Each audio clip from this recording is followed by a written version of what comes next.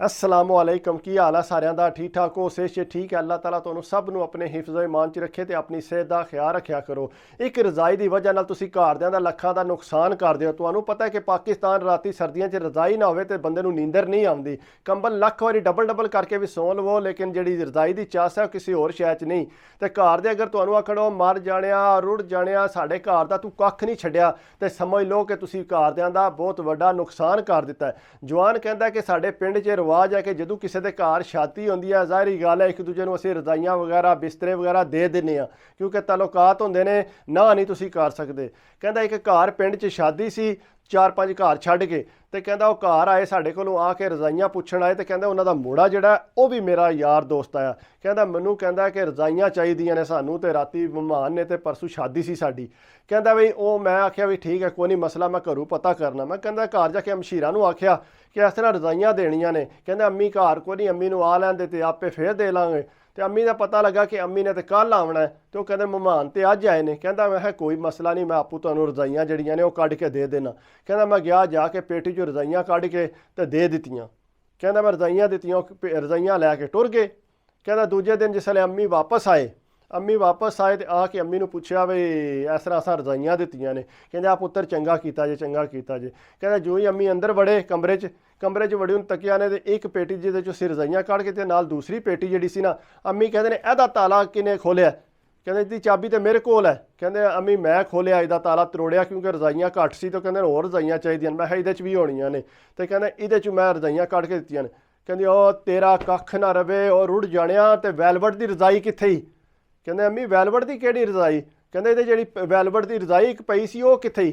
कहता अम्मी जड़ियाँ रजाइयां सी मैं सारियां कढ़ के दे सी ओ रुड़ जाणिया सानू तू किधरे दा नहीं छड्डिया। कहते अम्मी होया की है वो कहता फटोफट चल उन्हां दे घर जल्दी कर मेरा अटैक आ जाएगा मनु। कहते फटोफट मेरे अब्बे नूं लिओ मनु लिओ तो फटोफट उन्हां दे घर। वो कहते जी साड़ियां रजाइयां कित्थे जे साड़ियां रजाइयां कित्थे। वो कहते बाजी की गल हो गई है रजाइयां तुहानूं वापस कर देंगे। ना ना ना सानू दसो साड़ियां रजाइयां कित्थे जे। कहते बाजी अगे तुसीं भी साडे कोल लैके जांदे हो मेहमान ने 2 ध्याड़े फिर तुसीं लै जिओ। ना ना ना ना मैनू दसो मेरी वैलवट की रजाई कित्थे जे।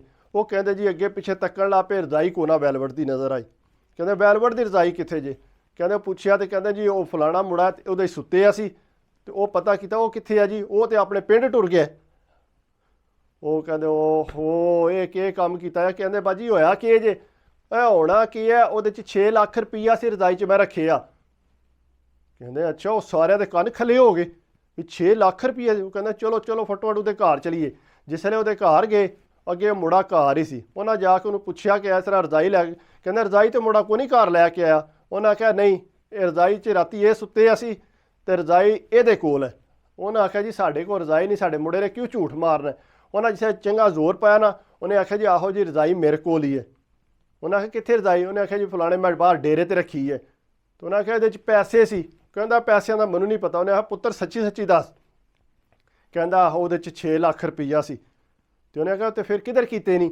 कहता 3 लाख रुपया मेरे कोल है तो 3 लाख रुपया गुल्लू कोल है। उन्हें आख्या वो तेरा कख ना रवे तो गुल्लू नूं क्यों पैसे दिते नहीं। कहता मैं गुल्लू नूं आख्या कि इहदे च पैसे ने तो फिर वो कहता 2 अद्धे अद्धे कर लैने। कहते मेरी अम्मा रो रो के उतों पानी मंगाया अम्मा बेहोश होने वाली हो गई। कहता फिर उत्थे थोड़ी देर रुके उन्हें पूछा गुल्लू के घर चलीए। जिसे गुल्लू के घर गए उन्हें पूछा गुल्लू कितने। कहते गुल्लू तो कराची टुर गए है। लो जी हूँ कराची टुर गया। उन्हें आख्या जी 3 लाख रुपया वो कोल साडा। उन्हें आख्या सानूं तो कोई पता नहीं। वो कहता अम्मा मेरा यार है तो मैं कराची चलां। अगू कहते असीं उन्होंने कराची किंज ढूंढीए। असां उहदे घरदिआं नूं आख्या कि जिस तरह मर्जी आ गुल्लू नूं वापस बुलाओ सानूं 3 लाख रुपया दिओ। उन्हें आख्या जी असीं कित्थों दईए 3 लाख रुपया। उन्हें आख्या तुसीं जाणो तो गुल्लू जाने। वो गुल्लू जनाब 3 लाख रुपया लैके रुड़ गया तो 3 लाख उहदे कोल उत्थे बसार च उन्हें दब्बे सी। वो 3 लाख रुपया उत्थों कढाई उन्हें कढा के ते घर आ के कहता अम्मा जी ने मेरी वो छतरोल की। कहता घर साढ़े किसी टाइम दाल बनती सी किरे नहीं सी बनती तो लेकिन अम्मा ने जिहड़े पैसे रखे सी किसी बंदे नूं नहीं सी पता कि अम्मा ने पैसे छुपा के रखे ने। कहते रजाई निकली है तो पता लग्या कि अम्मा ने घर पैसे रखे सी पेटी की चाबी अपने कोल क्यों रखी सी। अम्मा कहती ओ रुड़ जाणिया ये तुहाडे वास्ते रखी सी कि चंगी माड़ी हो जे तो इस्तेमाल कर लवीए। कहता अम्मा मैनू थोड़ी पता सी। कहते तैनू नहीं सी पता तो 3 लाख रुपये का तू नुकसान कर दिता है। तो जे भी 3 लाख खा जाता ना मनता तो असीं की करना सी। ਕਹਿੰਦੇ ਉਹ 3 ਲੱਖ ਸਾਨੂੰ ਲੱਭਾ ਤੇ ਗੁੱਲੂ ਜਿਹੜਾ ਸਾਲ ਪੂਰਾ ਵਾਪਸ ਘਰ ਕੋਲ ਨਾ ਆਇਆ। ਜਿਹੜਾ ਸਾਲ ਬਾਅਦ ਆਇਆ ਉਹਨੂੰ ਪੁੱਛਿਆ, ਉਹਨੇ ਆਖਿਆ ਜੀ ਮੈਂ ਤੇ ਕਰਾਚੀ ਜਾ ਕੇ ਡਾਢੂ ਸੜੇ ਨੇ, ਮੈਂ ਆਪਣੇ ਯਾਰਾਂ ਨਾਲ ਜਾ ਕੇ। ਉਹਨੇ ਆਖਿਆ ਜੀ ਸਾਨੂੰ ਪੈਸੇ ਦਿਓ। ਉਹਨਾਂ ਆਖਿਆ ਸਾਡੇ ਕੋਲ ਪੈਸੇ ਕੋਈ ਨਹੀਂ ਹੈ। ਕਹਿੰਦਾ ਗੁੱਲੂ ਅੱਗੇ ਭੁੱਖਾ ਨੰਗਾ ਸੀ, ਉਹਦੇ ਕੋਲ ਸਾਨੂੰ ਕੋਈ ਸ਼ੈ ਨਹੀਂ ਲੱਭੀ। ਕਹਿੰਦਾ ਬਾਹਰ ਲੰਮਾ ਟੈਨਸ਼ਨ ਲੈ ਗਈ, 3 ਲੱਖ ਰੁਪਈਆ ਜਾਂਦਾ ਰਿਹਾ। ਤੇ ਕਹਿੰਦਾ ਮੈਂ ਕਿਹਾ ਆਗੂ ਅੰਮਾ ਮੇਰੀ ਤੋਬਾ ਜੇ ਮੈਂ ਕੋਈ ਚੀਜ਼ ਕੱਢ ਕੇ ਦਿਆਂ। ਤੇ ਇਸ ਵਾਸਤੇ ਮਾਂ ਬਾਪ ਨੇ ਜਿਹੜੀਆਂ ਚੀਜ਼ਾਂ ਰੱਖੀਆਂ ਦੀਆਂ ਇhtiyat ਕਰਨੀ ਚਾਹੀਦੀ ਹੈ। ਇੰਝ ਚੁੱਕ ਕੇ ਕਿਸੇ ਦੇ ਹੱਥ 'ਚ ਨਹੀਂ ਫੜਾ ਦੇਦੀਆਂ, ਕਿਉਂਕਿ ਮਾਂ ਬਾਪ ਨੇ ਬੜੀ ਮਿਹਨਤ ਨਾਲ ਬਣਾਈਆਂ ਹੁੰਦੀਆਂ ਨੇ। ਇhtiyat ਕਰਨੀ ਚਾਹੀਦੀ ਹੈ। ਵੀਡੀਓ ਮੇਰੀ ਅਗਰ ਅੱਛੀ ਲੱਗੇ ਤਾਂ ਪਲੀਜ਼ ਯਾਰ ਲਾਈਕ ਕਰਿਆ ਕਰੋ, ਕਮੈਂਟਸ ਕਰਿਆ ਕਰੋ, ਸਬਸਕ੍ਰਾਈਬ ਕਰ ਦਿਓ ਤਾਂ ਦਿਲ ਖੁਸ਼ ਹੁੰਦਾ, ਕਿਉਂਕਿ ਤੁਹਾਡੀਆਂ ਦੁਆਵਾਂ ਦੀ ਅਤੇ ਸਬਸਕ੍ਰਾਈਬਰ ਦੀ ਲੋੜ ਹੈ।